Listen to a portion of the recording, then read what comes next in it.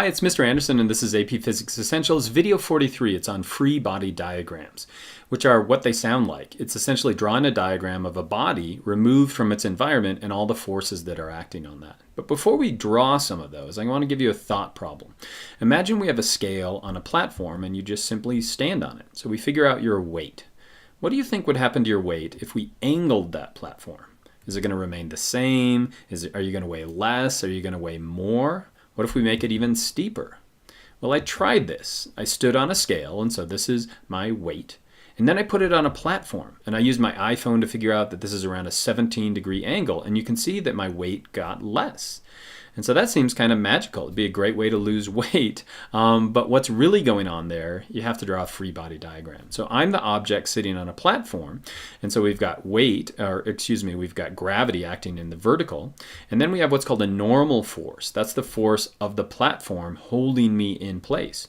And so we could use that to break our weight down into its two different parts. We've got this, which is going to be the force into the platform, and then we have the force down the platform. And so you can see that this vector is smaller than this vector, and that's where it's going. But it's not magic. We could use a free body diagram just to figure it out. And so in a free body diagram, you're taking an object and you're removing it from its environment, and then you're going to label all of the external forces acting on it. And so on this object, let's say these are the external forces acting on it. Each of those arrows represents both the magnitude and then the direction of that force, which is acting on the object.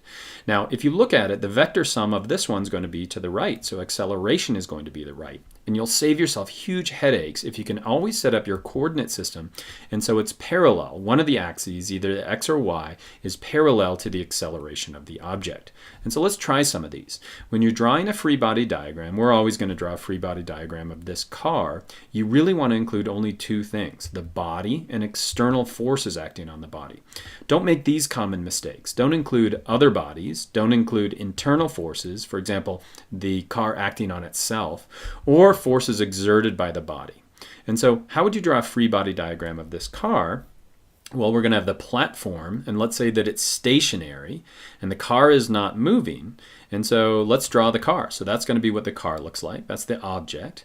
What forces are acting on it? Well, gravity is going to be acting in the vertical, so the force of gravity. But it's not accelerating down, and so we know there must be an opposing force, and we call that the normal force. Remember that the normal force will always act perpendicular to the object on which it's sitting. In this case, it's going to act in the vertical.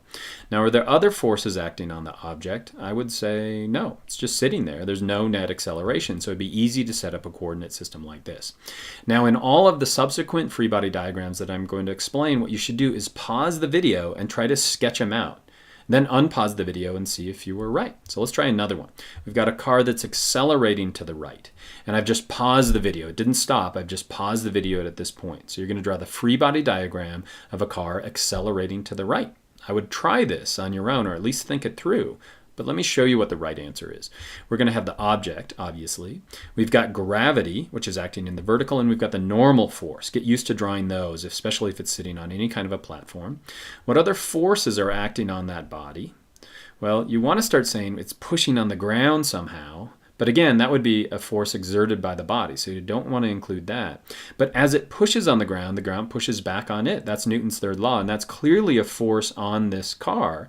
And so we're going to label that as force traction. That's going to be towards the right. It's the ground pushing on it, going to the right. Are there other forces acting on that car as it starts to speed up? We're going to have frictional forces, both frictional forces of the ground and air resistance as well. And so you can see that the net vector sum is going to be to the right. So acceleration is going to be the right. And so you'd set up a coordinate system that's going to look like that. Let's try another one. Again, just the body and external forces. Now we've got a car that's just falling to earth, and I've paused it at this point. So what would be the free body diagram? Let me show you. We're going to have the object. We're going to have force of gravity down. There's no normal force here. That's why it's accelerating down. But we do have a frictional force in the other direction. So we're going to have that air resistance, rather, that's kind of pushing or opposing that motion. So where's acceleration? Net acceleration is going to be down. So you could set up a coordinate system like this. This would be fair. What about this? We've launched a car up, and it's just kind of paused at the top of its arc. I've paused the video here. What would you draw Well, again, I've got the object, and we've got gravity acting down. Now, again, the one before this, even though it was accelerating down, and this one, it seems like it was moving up and then paused, we still are going to have a net force down, and so our net acceleration is going to be down. There's probably not frictional forces acting on it, and so that would be easy to set up a coordinate system that looks just like this. Let's start trying to put it at an angle. So now we've got a car that's starting to accelerate down a ramp, and I've paused it here. So let's draw that. Again, try this on your own first, but we've got the body. We've got gravity acting down. Where's our normal force going to act? It's going to act perpendicular to the platform, so it'll be in that direction. What other forces do we have? There's going to be some frictional forces and air resistance at this point as well. And so we could do a vector sum and figure out the acceleration, but you can see that it's going to be down the platform. So when you set up your coordinate system, you should set it up like this. Well, let's try another one. We've got a car that's hooked up and it's motionless at this point. So again, we've got gravity acting down. What else? Normal force at an angle. And now we have this tensional force that's holding it there. And we could do a vector sum of these and see that there's no acceleration, but it'd be good to set up a coordinate system so it looks like that. And so did you learn to create and use these free body diagrams? We can then use them both qualitatively and quantitatively to solve problems. I hope so, and I hope that was helpful.